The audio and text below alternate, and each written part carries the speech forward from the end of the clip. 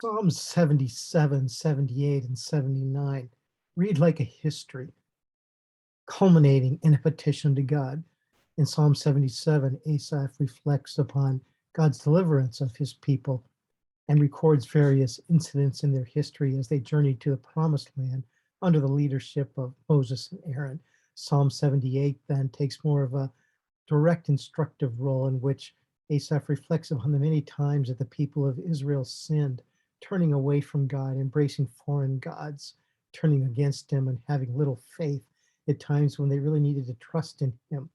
It records over and over again how God extended his wrath to his own people as a result of their sinning against him and resorting to idolatry. But yet at the same time, it records how God again and again turned mercy to them and showered them with his forgiveness and love because he was faithful to his covenant. In Psalm 79, Asaph takes those incidents and he calls out to God, as you can see here at the beginning. Not that God doesn't know that the nations have invaded his inheritance, that is the promised land, but that Asaph uses this as a basis in order to make his petition to God clear. The word nations is very interesting. And I just want to focus a little bit upon that word as opposed to anything else in this particular psalm. In the Old Testament, the word nations is used in many different ways. God intended and his eternal plan involves choosing Abraham to be the father of many nations, and through him that all the nations of the earth would be blessed. And so we see the word nations being used in a comprehensive sense, that is referring to all the world.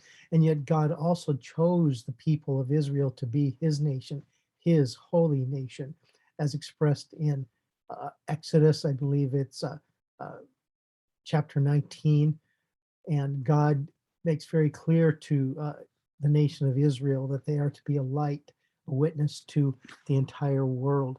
And then also we see the word nations being used in a more negative sense. It comes through many, many times throughout the Old Testament scriptures, and particularly in the book of Psalms, the word nations, uh, the English word nations that we translate, reflects different Hebrew words, but at least close to 68, or excuse me, 58 times the word nations, that is goy, is used in the Psalms. And most often, this word refers to the surrounding peoples, the communities, uh, whether they be small groups, large groups, actually nation states themselves. It uses the word nations repetitively, not every single time, but repetitively, and most of the time, it uses this words to refer to those who oppose God and his people. And so, as you read Psalm 79, it makes sense that Asaph would say, God, intervene, come against the nations, for they have removed us from your promised land. And you could see in the second instance there, the word nations is used in a more direct sense of Asaph, Asaph asking God to pour forth his wrath upon the nations. And then at the end of the psalm, you can see him asking God to make known among the nations. It is a proclamation of the gospel, so to speak, so that Asaph is really concerned that God would not just remove all those who stand against him, but show the world that they have the opportunity to join them, to come into their family, to worship this one and only true covenant God who's called them to be a people, a witness to the entire world. Can you think of any situation in the New Testament Gospels where the nations takes on such a prominent role? The book of Matthew comes to mind. From the beginning of the book of Matthew to the end, the theme of this idea that God has reached out through the people of Israel that he has chosen to reach the entire world, the nations, all communities, all peoples, all governments, all kings.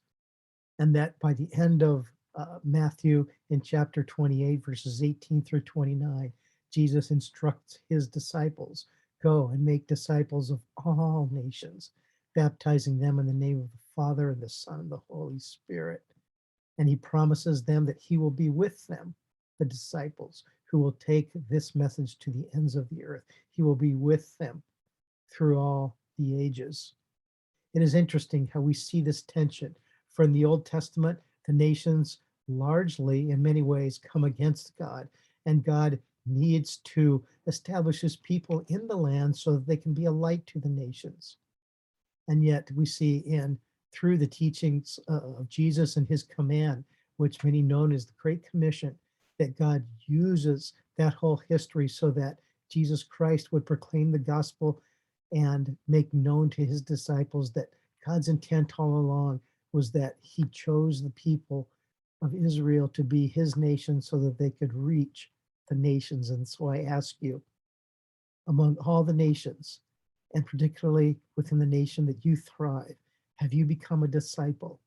Are you one among the millions throughout history who will be able to join with those who can, under God's rule, be the eternal nation, so to speak, that God has desired from the beginning to develop so that all peoples will come under his rulership, the king's rulership, the anointed king's rulership, promised in Psalm 2 and carried throughout the rest of the Psalms. Are you part?